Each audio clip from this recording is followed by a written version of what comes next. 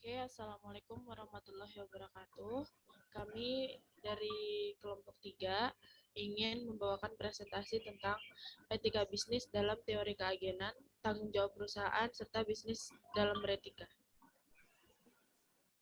Sebelum masuk ke materi, saya perwakilan dari kelompok ingin memperkenalkan nama-nama dari kelompok 3 ini. Yang pertama, Putri Kartika Yulianti dengan NIM 9920200007.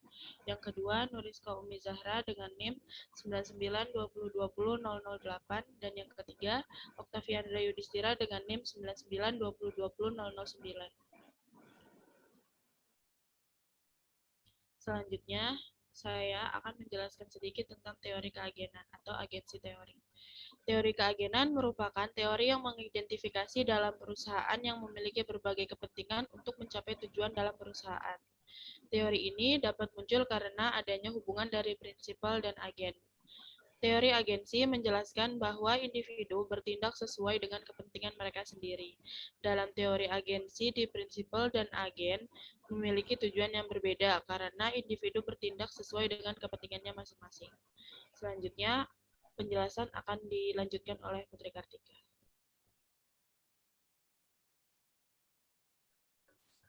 Tujuan teori keagenan menurut Eisenhardt 1989 yang pertama, meningkatkan kemampuan individu baik prinsipal maupun agen dalam mengevaluasi lingkungan di mana keputusan harus diambil. Yang kedua, mengevaluasi hasil dari keputusan yang telah diambil guna mempermudah pengalokasian hasil antara prinsipal dan agen sesuai dengan kontrak kerja. Hubungan keagenan dapat timbul di antara dua belah pihak. Yang pertama, pemegang saham dengan manajer. Masalah keagenan dapat timbul jika manajer menempatkan tujuan dan kesejahteraan mereka sendiri pada posisi yang lebih tinggi dari kepentingan pemegang saham. Yang kedua, pemegang saham melalui manajer dengan kreditor. Kreditor memiliki klaim atas sebagian dari arus kas perusahaan untuk pembayaran bunga dan pokok utang. Mereka memiliki klaim atas aset perusahaan saat perusahaan mengalami kebangkrutan. Pada saat perusahaan mengalami kebangkrutan, keputusan harus segera diambil untuk mengatasi kondisi tersebut. Apakah akan melikuidasi perusahaan dengan menjual seluruh aset atau melakukan reorganisasi? Cara mengatasi masalah keagenan ada 3. Yang pertama, meningkatkan kepemilikan manajerial. Yang kedua, pendekatan pengawasan eksternal. Yang ketiga, institusional investor sebagai monitor agen. Selanjutnya akan dipresentasikan oleh Oktaviandra.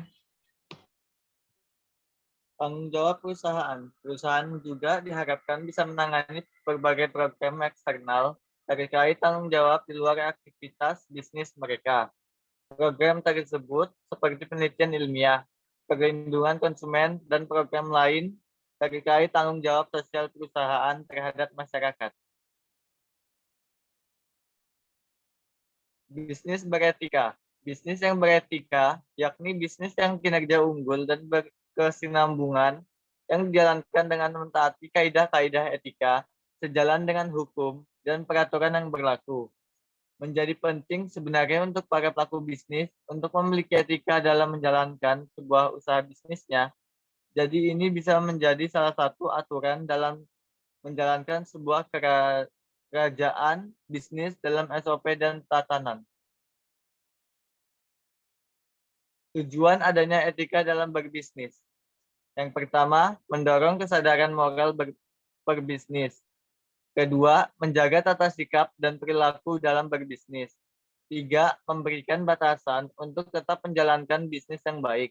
Keempat, memberikan citra perusahaan yang baik.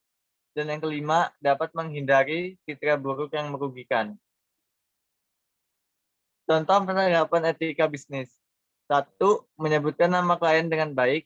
2, hadir tepat waktu saat janji temu.